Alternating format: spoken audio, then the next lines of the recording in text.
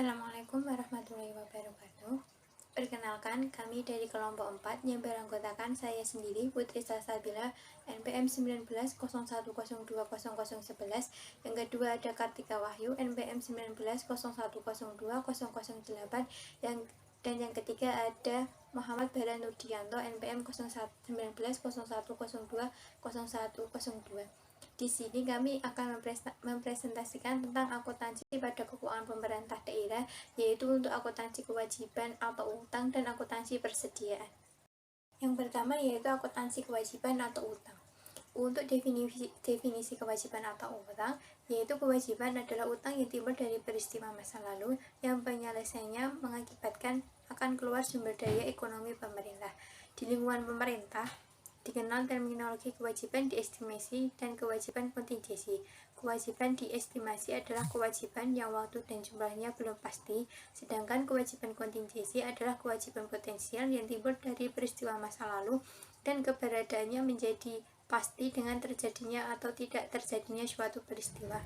Kemudian obligasi adalah surat utang negara yang berjangka waktu lebih dari 12 bulan dengan kupon dan atau dengan pembayaran bunga secara diskonto. Kemudian klasifikasi kewajiban. Setiap entitas pelaporan di lingkungan pemerintah daerah diharuskan mengungkapkan setiap pos kewajiban yang mencakup jumlah-jumlah yang diharapkan akan diselesaikan atau dibayar. Kewajiban jangka pendek adalah kewajiban yang harus dilunasi dalam waktu maksimal 12 bulan setelah tanggal pelaporan sebelumnya. Sedangkan kewajiban jangka panjang adalah kewajiban yang harus dilunasi dalam waktu lebih dari 12 bulan setelah tanggal pelaporan sebelumnya. Suatu entitas pelaporan tetap mengklasifikasikan kewajiban sebagai kewajiban jangka panjang meskipun kewajiban tersebut lebih tepat sebagai kewajiban jangka pendek. Selanjutnya yaitu pengakuan transaksi kewajiban. Kewajiban diakui jika besar kemungkinan bahwa pengelolaan sumber daya ekonomi akan dilakukan untuk menyelesaikan kewajiban yang ada sampai saat pelaporan. Kewajiban dapat timbul dari yang pertama, transaksi dengan pertukaran, yang kedua ada transaksi tanpa pertukaran sesuai hukum yang berlaku dan kebijakan yang diterapkan, yang ketiga ada kewajiban yang berkaitan dengan pemerintah, dan yang keempat ada kejadian yang diakui pemerintah. Kemudian utang pemerintah yang tidak diperjualbelikan merupakan kewajiban entitas kepada pemberi utang sebesar pokok utang dan bunga sesuai yang diatur dalam kontrak perjanjian dan belum diselesaikan pada tanggal pelaporan. Kemudian ada utang pemerintah yang diperjualbelikan.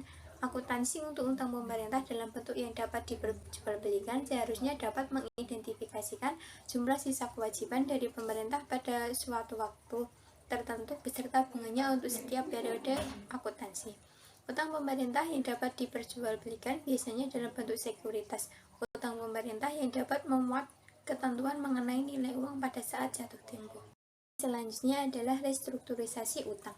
Dalam restrukturisasi utang, melalui modifikasi persyaratan utang, debitur harus mencatat dampak restrukturisasi secara prospektif sejak saat strukturisasi dilaksanakan dan tidak boleh mengubah nilai tercantum utang pada saat restrukturisasi kecuali jika nilai tercatat tersebut melebihi jumlah pembayaran kas masa depan. Informasi restrukturisasi utang ini harus diungkapkan pada catatan atas laporan keuangan sebagai bagian pengungkapan dari pos kewajiban yang terkait. Suatu entitas tidak boleh mengubah nilai tercatat utang sebagai akibat dari restrukturisasi utang yang menyangkut pembayaran kas masa depan yang tidak dapat ditentukan, selama pembayaran kas masa depan maksimum tidak melebihi nilai tercatat utang. Selanjutnya adalah penghapusan utang. Jika penyelesaian satu utang yang nilai penyelesaiannya di bawah nilai tercatatnya dilakukan dengan aset kas, maka ketentuan pada pernyataan nomor 9, paragraf 73 PP nomor 771 tahun 2010 berlaku. Jika penyelesaian suatu utang yang nilai penyelesaiannya di bawah nilai tercatatnya dinilai dengan aset non-kas, maka entitas sebagai debitur harus melakukan penilaian kembali atas aset non-kas ke nilai wajarnya dan kemudian menerapkan pernyataan nomor 9 paragraf 73 yang ada pada PP nomor 71 tahun 2010. Selanjutnya, biaya-biaya yang berhubungan dengan utang pemerintah. Biaya-biaya yang berhubungan dengan utang pemerintah adalah biaya bunga dan biaya lainnya yang timbul dalam kaitan dengan peminjaman dana. Biaya-biaya yang dimaksud meliputi bunga dan provisi atas penggunaan dan pinjaman, baik pinjaman jangka pendek maupun jangka panjang. Komitmen fee atas dana pinjaman yang belum ditarik, amortisasi diskonto atau premium yang terkait dengan pinjaman, amortisasi kapitalisasi biaya yang terkait dengan perolehan pinjaman seperti biaya konsultan, ahli hukum, dan sebagainya. Perbedaan nilai tukar pada pinjaman dengan mata uang asing sejauh ini diperlakukan sebagai penyesuaian atas biaya bunga. Selanjutnya, biaya pinjaman yang secara langsung dapat diatribusikan dengan perolehan atau produksi suatu aset tertentu harus dikapitalisasi sebagai bagian dari biaya perolehan aset tertentu tersebut. Apabila bunga pinjaman dapat diatribusikan secara langsung dengan aset tertentu, maka biaya pinjaman tersebut harus dikapitalisasi terhadap aset tertentu tersebut. Apabila suatu dana dari pinjaman yang tidak secara khusus digunakan untuk perolehan aset, maka biaya pinjaman yang harus dikapitalisasi ke aset tertentu harus dihitung berdasarkan rata-rata tertimbang atas akumulasi biaya seluruh aset tertentu yang berkaitan selama periode pelaporan. Contoh kasus 2, utang pemungutan pajak. Dinas Pendidikan Pemda ABC membeli persediaan alat tulis kantor senilai 15 juta untuk keperluan 1 tahun. Karena transaksi ini, Dinas Pendidikan memungut PPN kepada penjualan senilai 10% dari total nilai transaksi. Maka jurnal yang dibuat oleh Dinas Pendidikan Pemda ABC adalah sebagai berikut. Laporan operasional, itu ada sediaan bahan habis pakai di kolom debit, dan kas bendahara pengeluaran utang PPN di kolom kredit 16.500.000. Kemudian laporan realisasi anggaran di kolom debit belanja barang 16.500.000 dan di kolom kredit estimasi perubahan saldo 16.500.000. Selanjutnya, pengungkapan kewajiban. Utang pemerintah harus diungkapkan secara rinci dalam bentuk daftar schedule utang untuk memberikan informasi yang lebih baik kepada pemakainya. Untuk meningkatkan kegunaan analisis, informasi-informasi yang harus disajikan dalam catatan atas laporan keuangan adalah jumlah saldo kewajiban jangka pendek dan jangka panjang yang diklasifikasikan berdasarkan pemberi pinjaman. Kedua, jumlah saldo kewajiban berupa utang pemerintah berdasarkan jenis sekuritas utang pemerintah dan jatuh temponya. Yang ketiga, bunga pinjaman yang terutang pada periode berjalan dan tingkat bunga yang berlaku.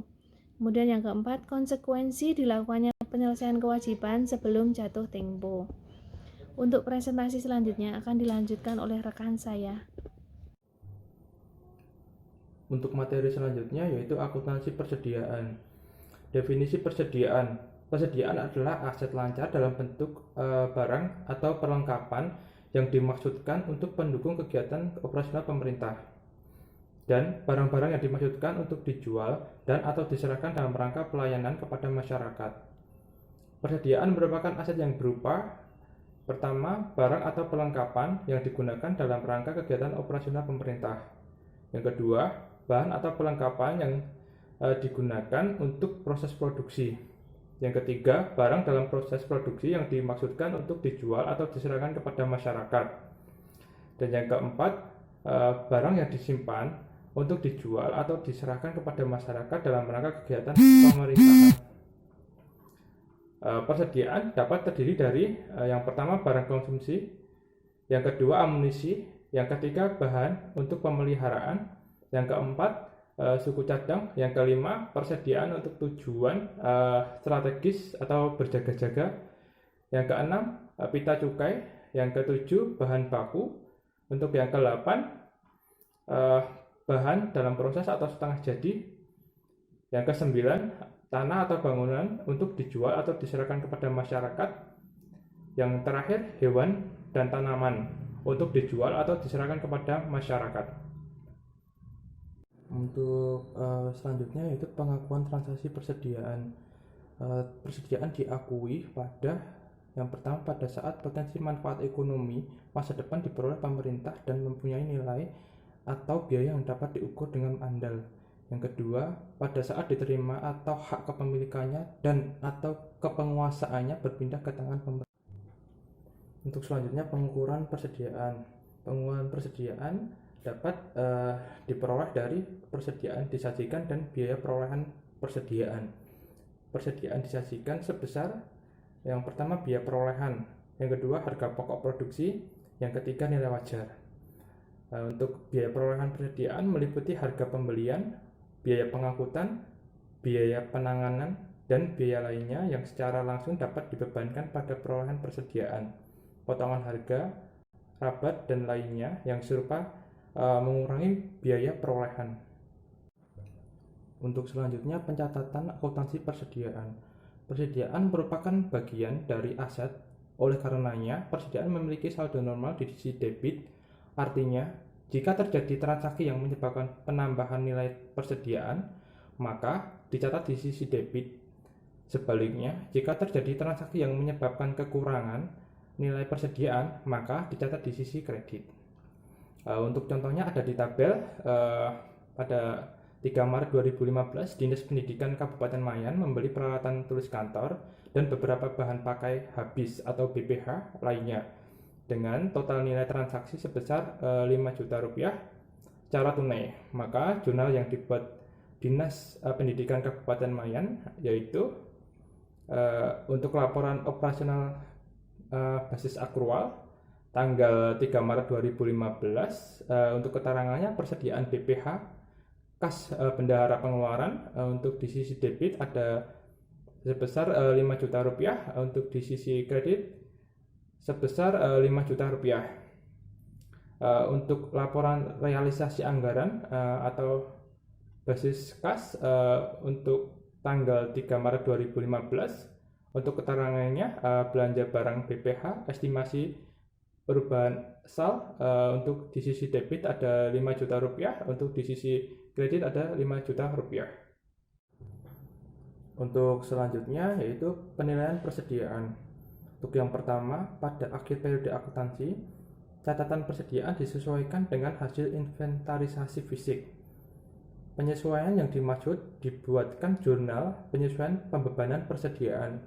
Untuk yang kedua, penilaian inventarisasi fisik persediaan dapat dilakukan dengan menggunakan metode sistematis seperti FIFO atau rata-rata tertimbang dan harga pembelian terakhir apabila setiap unit persediaan nilainya tidak material dan bermacam-macam jenis. Untuk contoh udah ada di tabel. Melanjutkan kasus pembelian peralatan tulis kantor dan beberapa bahan pakai habis atau BPH oleh Dinas Pendidikan Kabupaten Mayan di atas.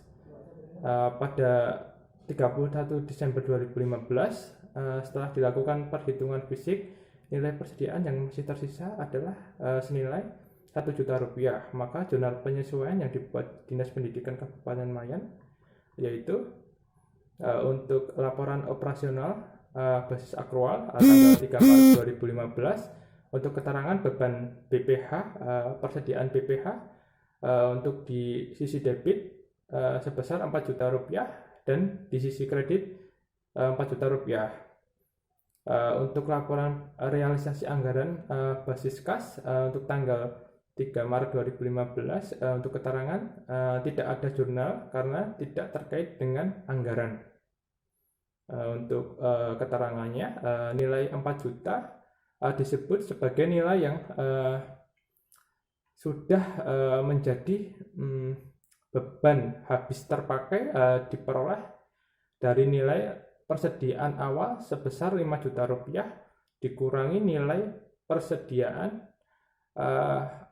akhir sebesar. Untuk selanjutnya, pengungkapan persediaan. Hal-hal yang harus diungkapkan dalam laporan keuangan terkait persediaan yaitu yang pertama, kebijakan akuntansi yang digunakan dalam pengukuran persediaan. Untuk yang kedua, penjelasan lebih lanjut persediaan seperti barang atau perlengkapan yang digunakan dalam pelayanan masyarakat, barang atau perlengkapan yang digunakan dalam proses produksi, barang yang disimpan untuk dijual atau diserahkan kepada masyarakat, dan barang yang masih dalam proses produksi yang dimaksudkan untuk dijual atau diserahkan kepada masyarakat. Dan untuk yang ketiga, jenis, jumlah, dan nilai persediaan dalam kondisi rusak atau usang. Dapat dilihat di layar adalah contoh pengungkapan persediaan di laporan keuangan Pemda.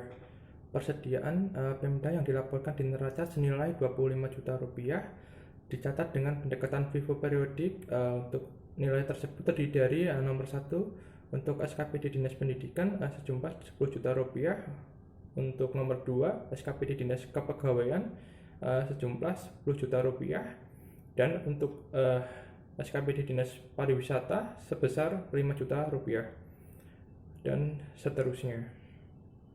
Sekian presentasi dari kelompok kami. Bila ada salah kata, kami mohon maaf yang sebesar-besarnya. Wassalamualaikum warahmatullahi wabarakatuh.